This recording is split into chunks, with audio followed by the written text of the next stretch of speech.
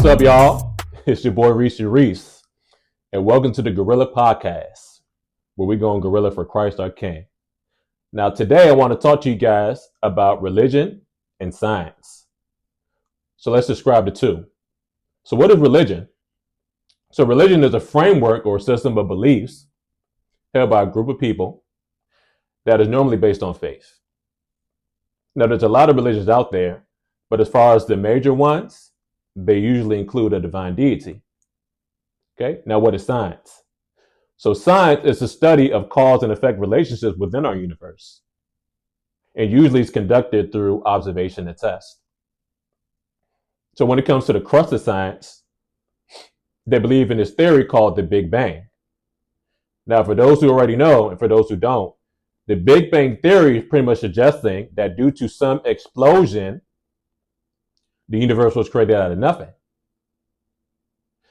Sounds cool, but the only question is, what was the cause of the Big Bang? Let's look into some theories. So one theory in particular came from a scientist by the name of Albert Einstein. You guys may have heard of him. So Albert Einstein, pretty much he came up with this theory called the theory of general relativity.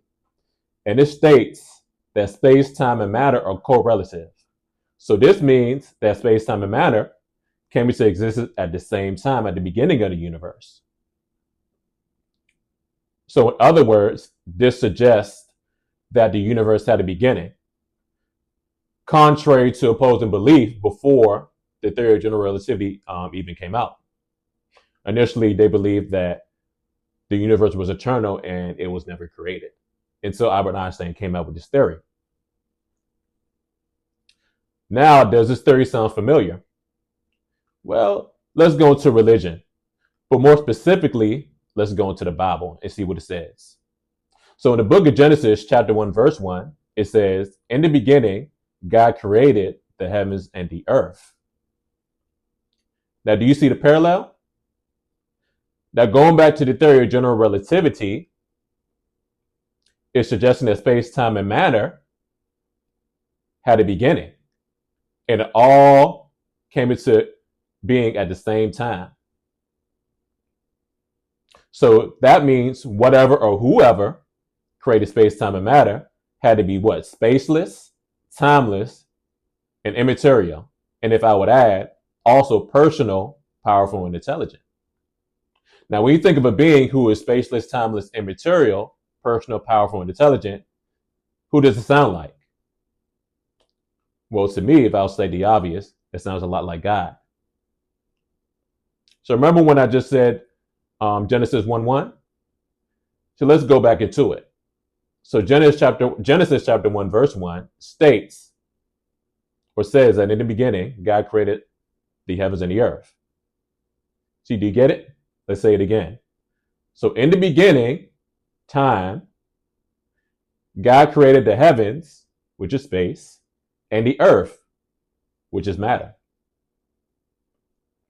So contrary to popular belief that religion and science are against each other, actually there are a lot of parallels. And one of the major parallels are seen when it comes to the conversations that go around the beginning of the universe. So it looks like to me that it's not a battle between religion and science. It's really a battle between good science and bad science. So if you conduct bad science, then of course you'll come to conclusions that go the opposite way of religion. But if you conduct science properly, in other words, if you conduct good science, then you realize that you actually get closer to God than what most people will believe. All right? Sound good? All right, my name is Reese, and that's the Gorilla Gospel.